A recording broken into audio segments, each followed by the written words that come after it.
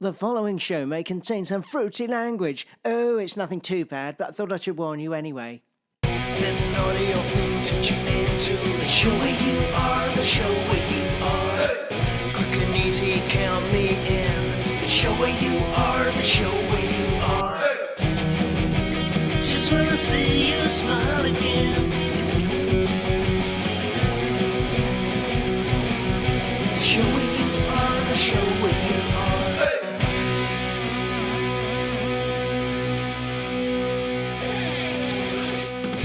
And now, another in our travelogue series as celebrities navigate the world on licence payers' money, looking bemused and trying silly hats on in street markets. I'm Marcus Marlicello. Join me on my bicycle as we go skidding through time.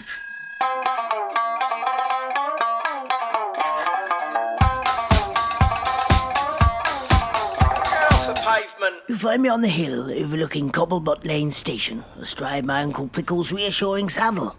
The worn leather has seen its fair share of dubbing over the years, and is attached with a 3/4-inch wing nut to his bicycle, something I inherited along with a travel diary of his adventures many years ago. Armed with a commission from my lovely friends at Television House over tea and biffin, I'm setting off to retrace some of Uncle Pickle's hazy routes as we go skidding through time. Now, I've strapped my trusty Waltham tape recorder to the crossbars to bring you, the listener, along for the ride. That's generous, Marcus, I hear you say. Well, there's nothing more I like than to take a stranger up the... Was that person talking to himself, Mum? I didn't notice. Speeds, sometimes stopping to smell a bush, or read some of Uncle's poetry. Of the view upon us now, for instance, he wrote, "As I gazed upon the browning mud, I heard below a sodden thud. Should I go home or go to the pub? For it's steak Diane and lemon silly bub." Not one of his finest. So let us make haste, pillion passenger, hold tight round my waist as we set off for the four corners of Marcus's Marpopolis. Oh, as soon as I put the chain back on.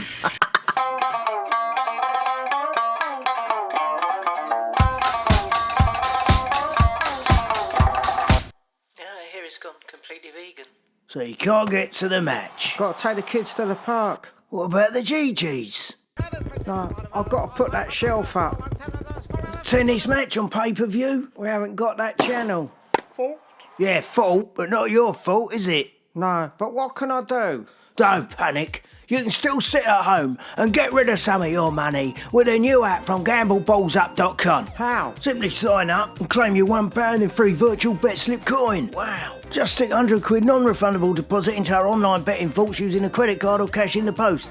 Or we can even send someone on a moped to collect it from you. Fuck off. You fuck off, mate. It's true. We don't care where you play, if it's in the bath, on the bog. I mean, you're in charge of this. You're in charge of your life, yes? Yeah. So what's stopping you My then? wife and kids. No, I mean, nothing. GambleBallsUp.com, because you're in charge. Go. Deposit non-refundable, virtual bet slip coin useless in any shape or form other than spending on our site. Your home and family may be at risk if you do not pay the bailiffs when we send them round. Please gamble responsibly.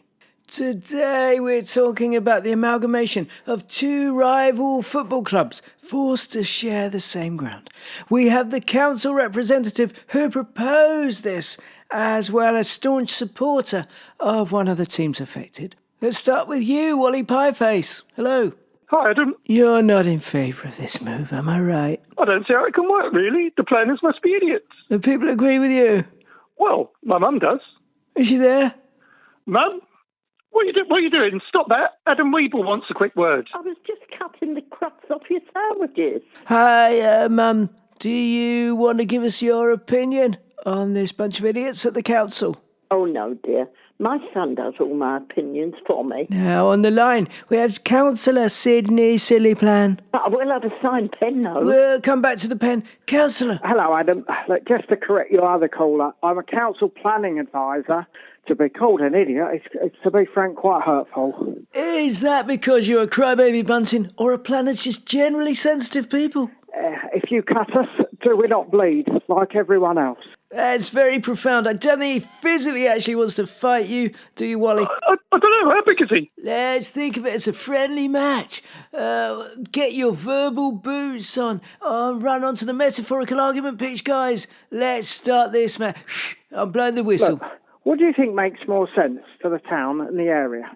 2 teams using their own modest football grounds, or demolish one and build 600 flats contracted to my brother-in-law's development company without so much as a tender? So, how's it going to work on days both clubs play at home then? Well, they all get on the pitch. What?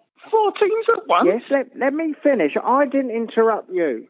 4 teams, players just leave plenty of room and basically just avoid each other if it's the other match. 44 players in 4 kits and 2 balls avoiding each other. Just 1 ball where you had to make some additional cutbacks. 1 ball for 4 teams? How's that going to work? Well, if it's kicked into your half, then you ask what match it was last kicked in, and that's the one that continues.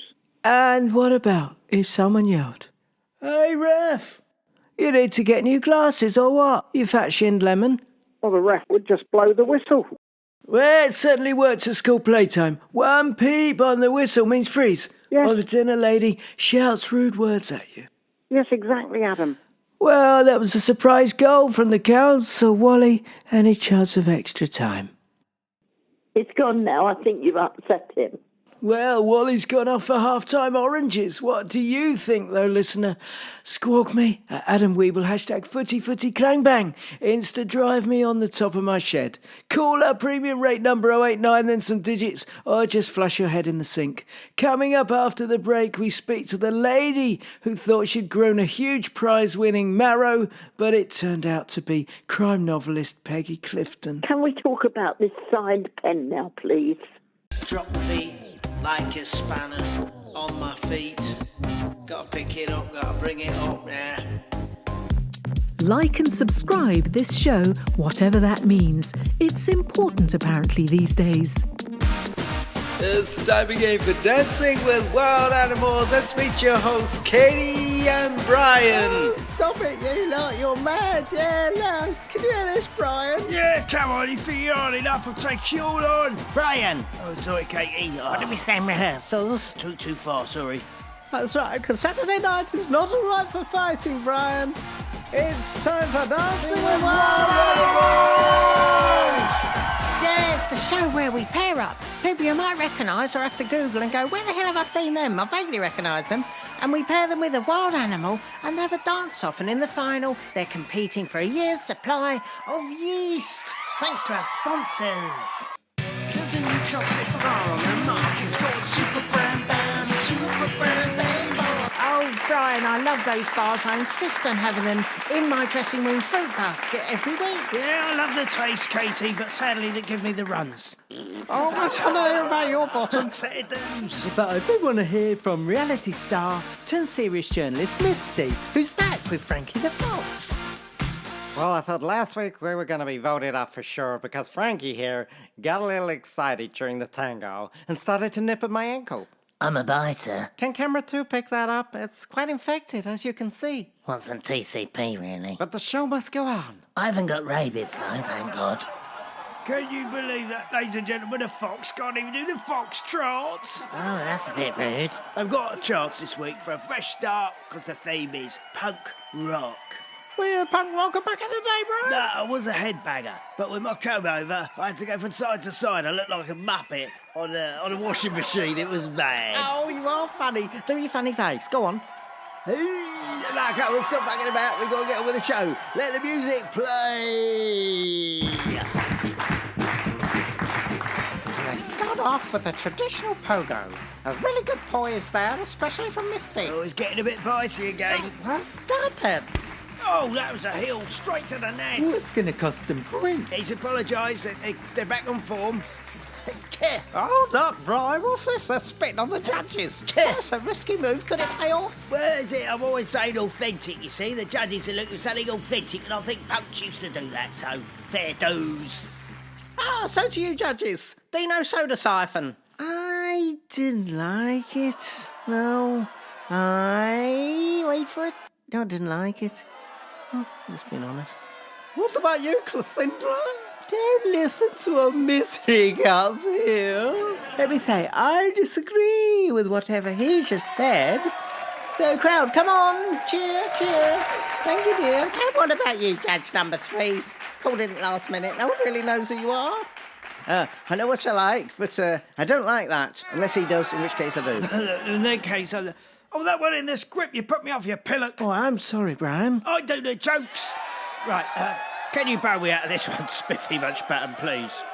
I thought it was stupendous, and I'm going to celebrate with a cartwheel despite my age. Hey, watch out for my beer can, Spiffy. Look, no hands, mother. They're lucky they weren't full, Spiffy.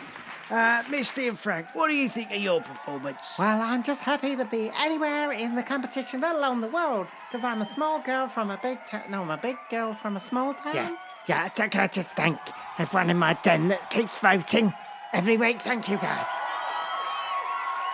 We'll come back after the break for the scores. And we'll be meeting anyone who wants to come on our show, who can dance with a wild animal, blah, blah, blah. I'll be in the bar. See you later.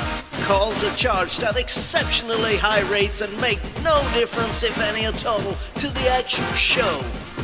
And that concludes the national headlines.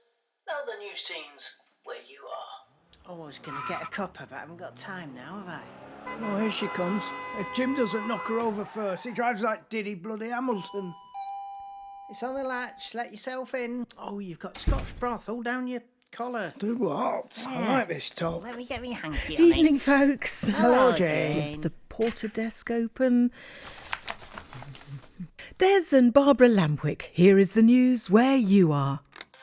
Da da da da da da da. Catchy, innit? Yeah. Police have warned residents to be vigilant after a suspicious car was seen in the street last night. According to eyewitness and nosy cow Mary Griffpitt, the driver had a nasty face and reminded her of her ex-husband Charles. Oh, I never liked him. I used to walk with a bit of a run. Restrictions on speed limits within the street will be tightened to control the mad bastard at number 16. Oh, it's about time. He's a git. And to even more local news. Despite a petition by Barbara, Des still hasn't replaced the shelf in the back bedroom. Oh, will you leave it out, Barbara? Leave it out when you put it up, Des. Oh, cheeky. And on a happy note, Lucy and Matt Spork have been visited by the stork. Little baby. Matt, who as regular listeners will know is our regular news anchor and presenter of Spork Talk, is said to be delighted at the prospect of fatherhood, but said Lucy would probably use it to take the piss and get him to do everything. Oh, someone like that. Do you want any dinner? And that's the news where you are. Good night from me and have a lovely evening. Thanks, Jane. Say thanks, Des. Thanks, Jane. Really nice tonight. Good job. Nice note. I like that. Yeah. And she does that. Happy note to end on. Oh, she's left the machine. Oh, I can't stop it now. It's that one. Oh, shall I get the tea then? Barbara, do you think this Scotch broth will come off? Oh, watch out, Pam Ayres. There's a new poet in town. Just come back up, Pat. Come back for a machine, probably. Oh, let's have a look. It's not her. Oh, she's locked the weatherman out. I keep telling her leave it on the latch. And that's all from us here at the show where you are for this episode. If you made it this far, tell some friends if you have them. Personally, I think they're overrated and prefer to paint faces on large pebbles for company. That's the end of our audio thing. The show where you are, the show where you are. Thanks for stopping by and listening. The show where you are, the show where you are.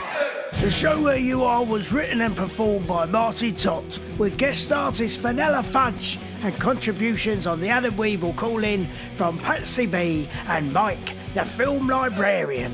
Fair dues. The show where you are, the show where you are. It's all fictional, of course, so don't get bent out of shape about it. The show where you